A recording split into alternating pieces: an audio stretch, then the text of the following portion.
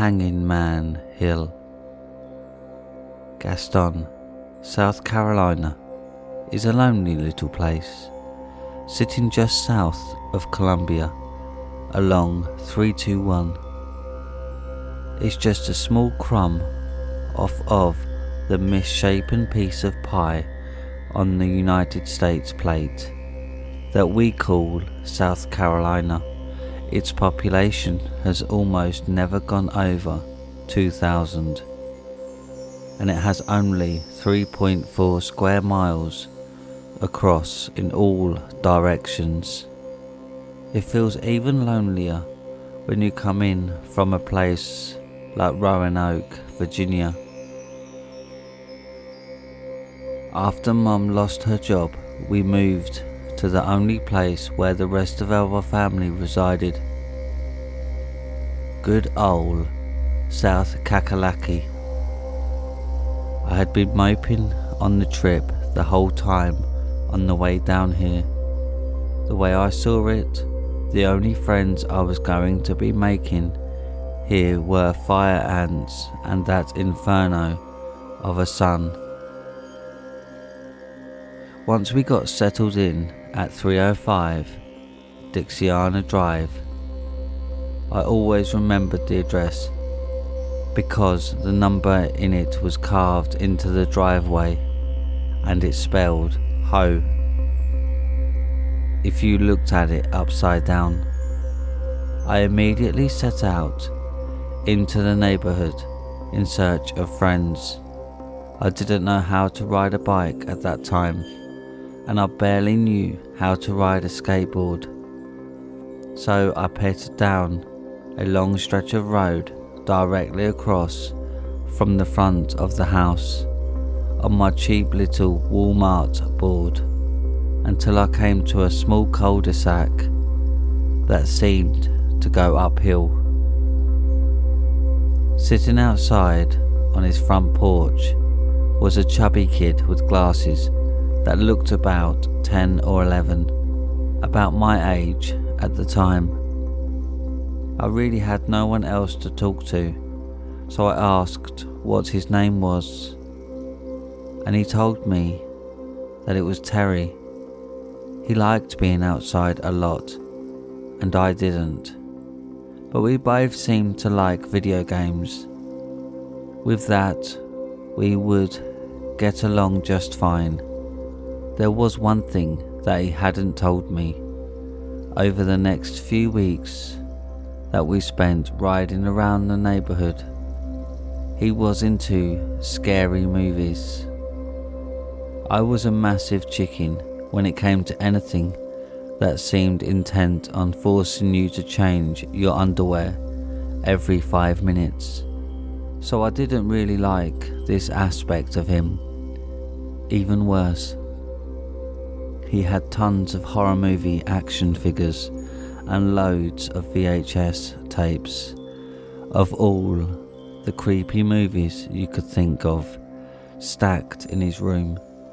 Every time I came to visit, he was almost certain to scare the living bejesus out of me with one of those creepy Freddy Krueger dolls, or force me to watch the Texas Chainsaw Massacre with him in the dark. His room wasn't really that nice looking to begin with. He had a bunk bed. He was an only child, and only his grandmother lived with him, in which he slept on the bottom, and all his slasher flicks and action figures slept on top. There were loads of holes in the walls, and everything had a generally grimy feel to it.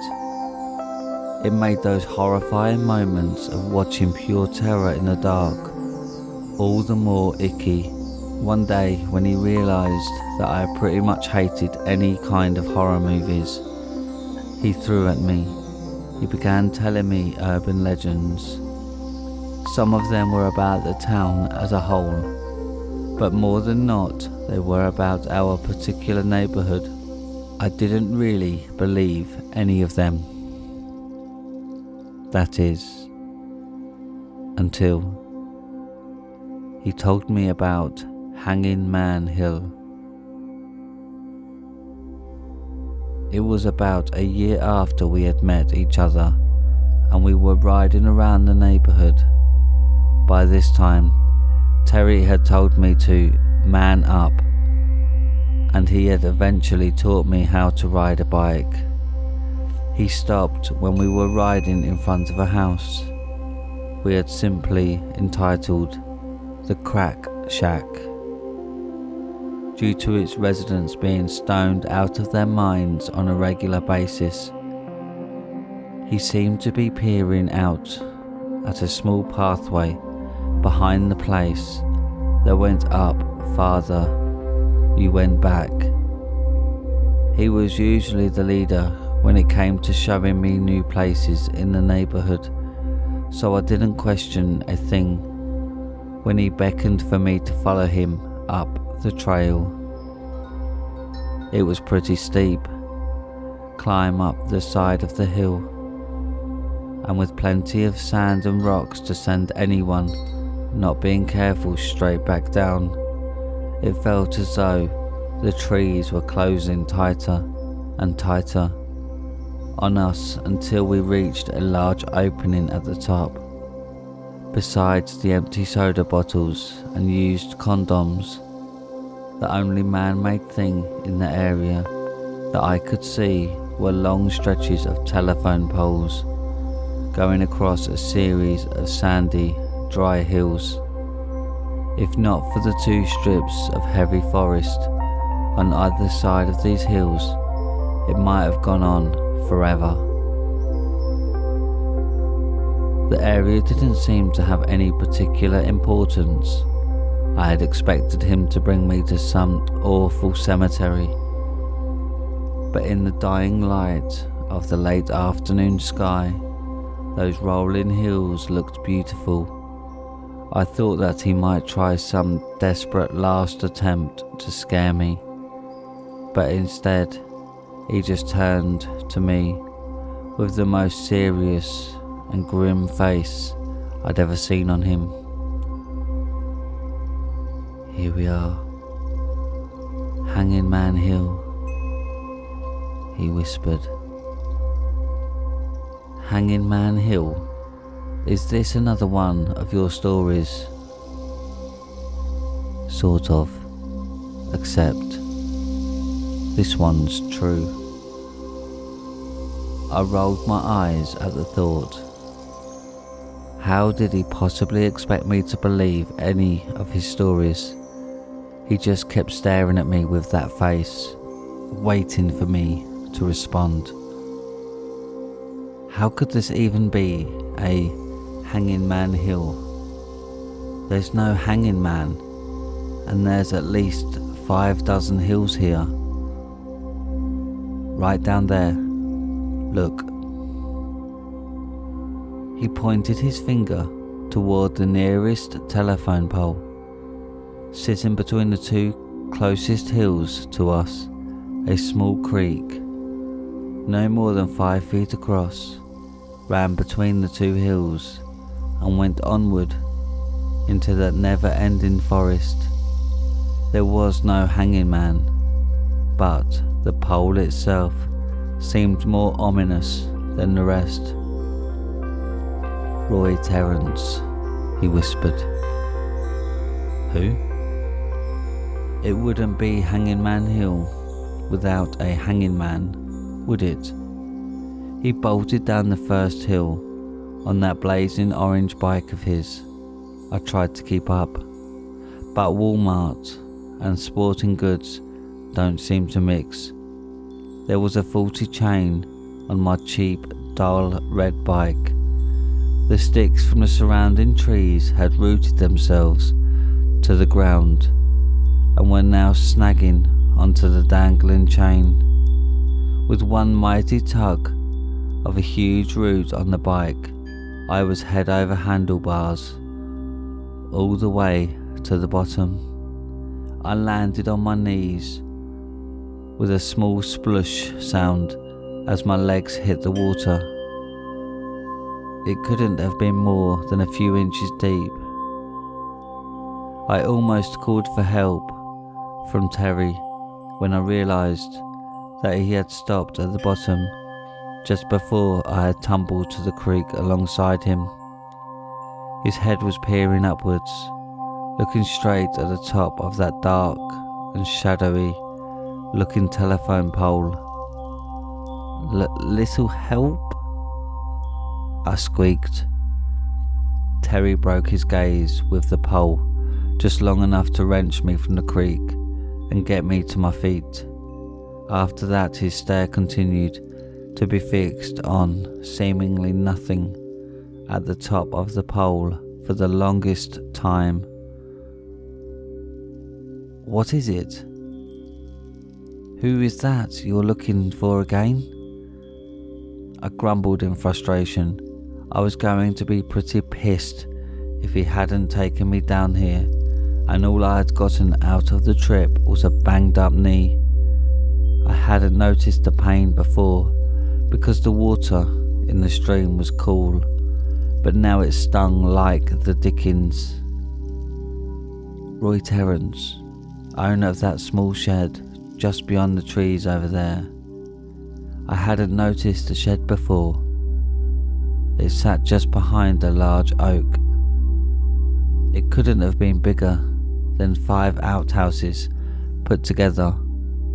After his wife and kid left him, he hung himself on the wires just above us. Cops didn't find much, just a charred husk of what used to be a man. Legend says that whoever is out here at his exact time of death gets strung up on the wires with him. Oh, and do tell, when would that be? For once he broke his serious tone to give me a goofy, I dunno, shrug, and then he was back to that grim attitude. And you're suggesting that we stay here and wait for him? Despite the many excuses I have to dispute this, I think I'm going to go with, it's late and Mom is making dinner, so I have to go home. Fine. Tell your Mum that you're sleeping over at my house tomorrow night, and I'll do vice versa with my grandma. Meet me here at 7. Against my better judgment, I decided that I might as well come. What harm did it do? Obviously he was lying, and if nothing else, it would set my mind at ease to see that he was. While none of his stories actually seemed to be true up until this point, his sudden change of tone had made it slightly more believable. When he had told his other stories, he was giggling so hard that one might think that he had snorted at least a pound of happy crack. When we were headed home, just as the last tint of orange had left the sky, I asked him, "Why did you get so serious back there? You're always such a total goofball." I lost my grandpa to Roy Terrence. My grandma was with him when it happened. Haven't you ever wondered why she's so grumpy all the time? His grandmother was, in fact, very crotchety. I'd never bothered to ask why. She was that way. If this was all some elaborate hoax by Terry, I was going to slap him into next Thursday. When this was done, that night I had a horrible nightmare. Like most people, I couldn't remember much about it, but it had Roy Terrence written all over it, even though it was roasting on that hot South Carolina night. I had woken up with the chills.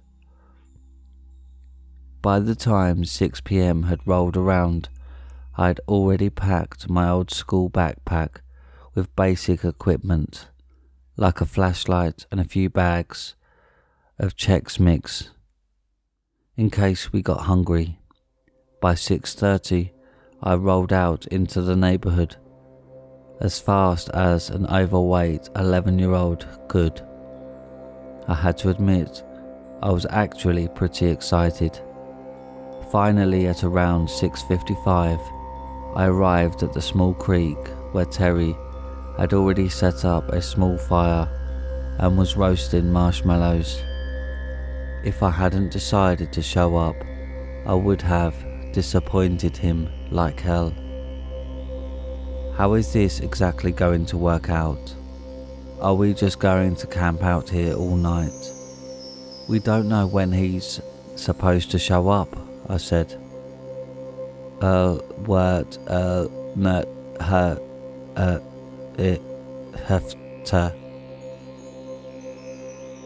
He had stuffed his face with marshmallow. What? He crammed the marshmallow down his throat. I said, I'll wait all night here if I have to. Whatever, I retorted as I plopped down next to his fire. He had thrown 3 lighters in to keep it lit and began to pull out my snacks.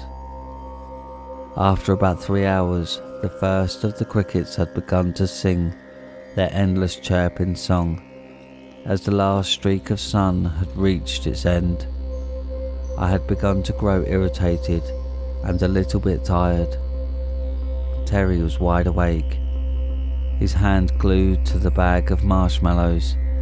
He had begun his eternal gaze on the top of that pole again. Terry, man, I'm tired. If I don't see a crispy dead dude in the next hour, I'm out. Okay. His cheek stuck out like a squirrel's with another marshmallow. I snuggled up to the fire and began to doze off.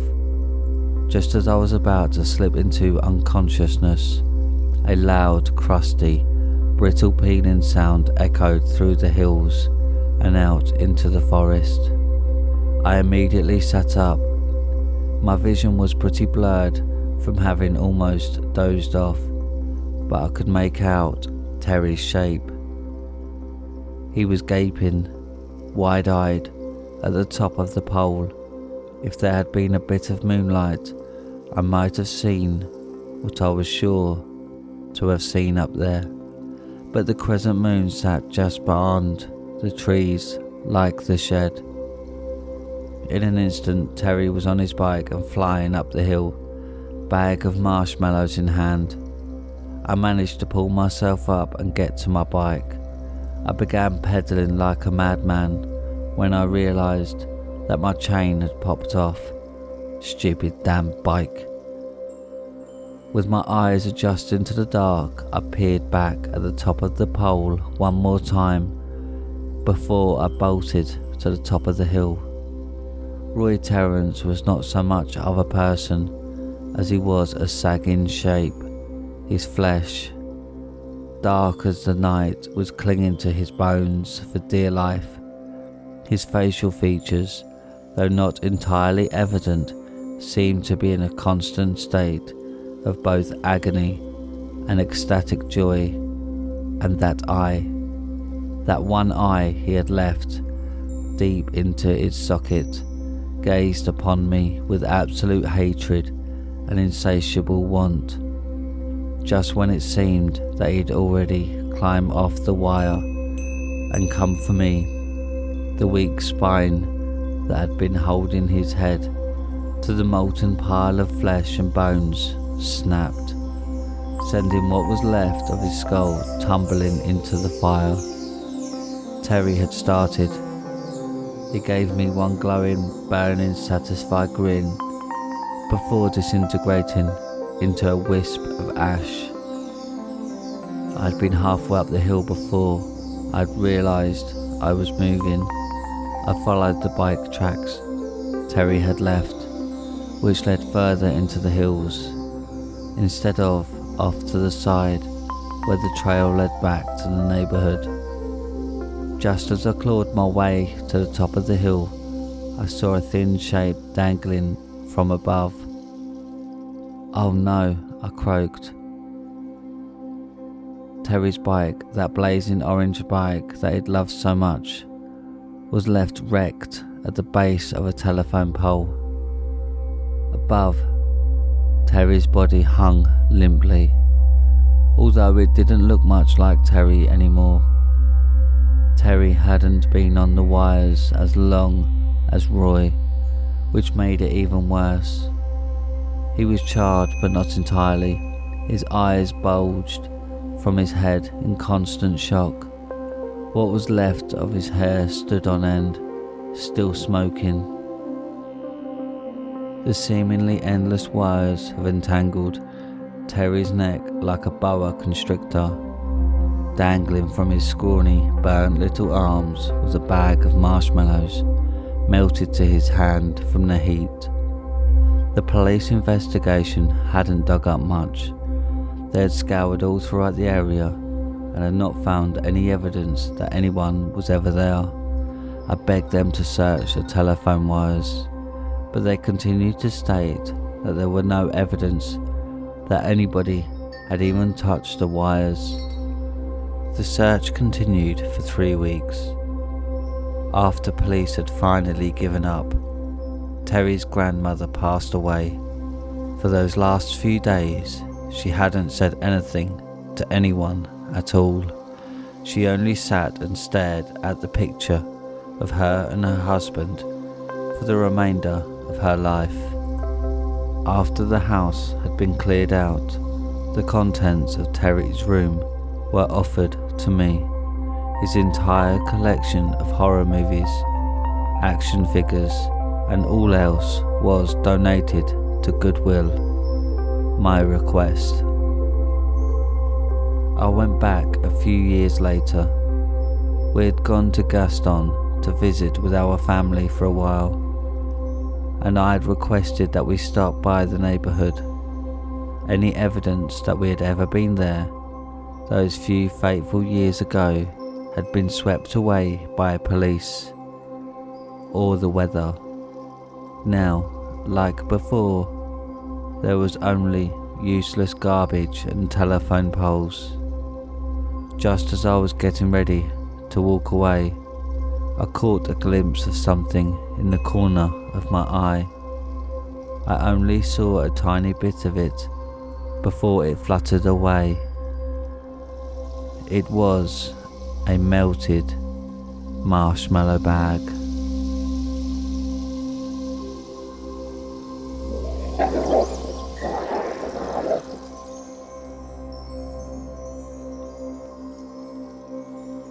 And that's it for tonight, my little hellhounds. Thanks for listening.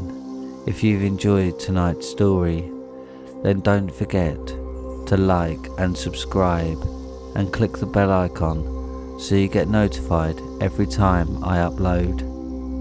If you have any scary stories you want narrated on the channel, then submit them to Reddit r/homeofscares and follow me on Twitter at homeofscares. Now, good night, my little hellhounds.